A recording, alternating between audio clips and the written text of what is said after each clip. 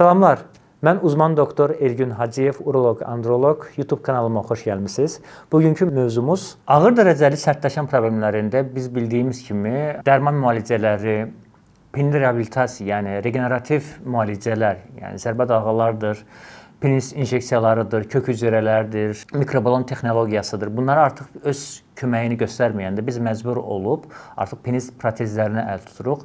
Yaxşı doktor, bu penis protezlərində hansına üstünlük vermək lazımdır? Seçimimiz necə olmalıdır? Onun haqqında müəyyən qədər pasientlərimizi məlumatlandırmaq istəyirəm. Penis protezlərini biz iki hissəyə bölürük. Tək parçalılar, yəni burada sadəcə bir dənədir, amma bundan iki dənə olur və biz buna tək parçalı penis protezi deyirik.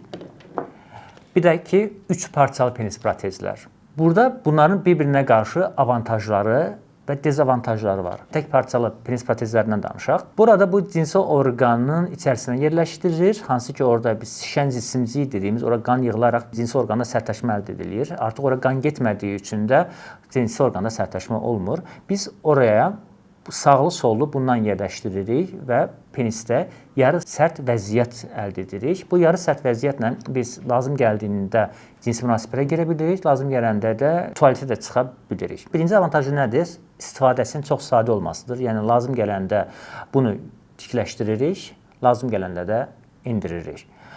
Cəbə dostdur. Yəni maliyyəti digərinə görə çox ciddi miqdarda aşağıdır.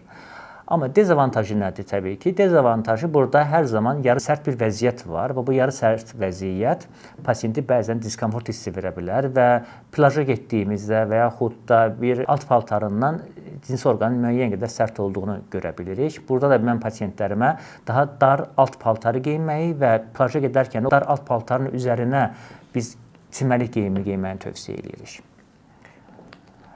Digəri isə üç parçalı penis protezləridir. Üç parçalıda nələrdir?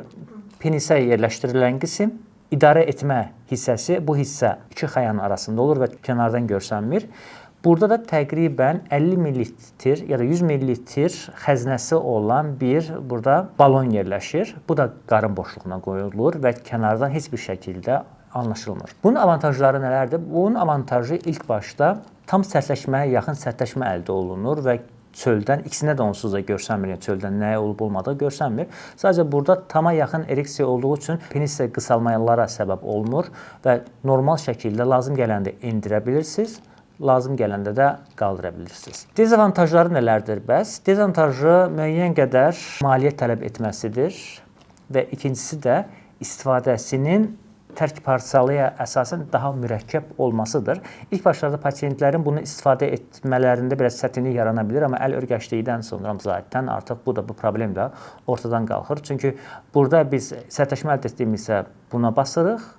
Əgər sərtləşməni endirmək istədiyimizdə isə buraya basaraq sərtləşmənin enməsinə nail oluruq. Bu ikisi arasındakı seçimi biz pasiyentlə oturub intensiv şəkildə danışdıqdan sonra hansı protezin ona daha uyğun olduğunu qərarlaşdırırıq və ona uyğun şəkildə əməliyyatını eləyirik. Sadəcə burada unutmaq lazım deyil ki, burada əsas əməliyyat etmək deyil, əməliyyatdan sonra bu cihazların baxımı, mütəmadi kontrolları da önəmlidir ki, bu cihazlar hər zaman uzun ömürlü olsun.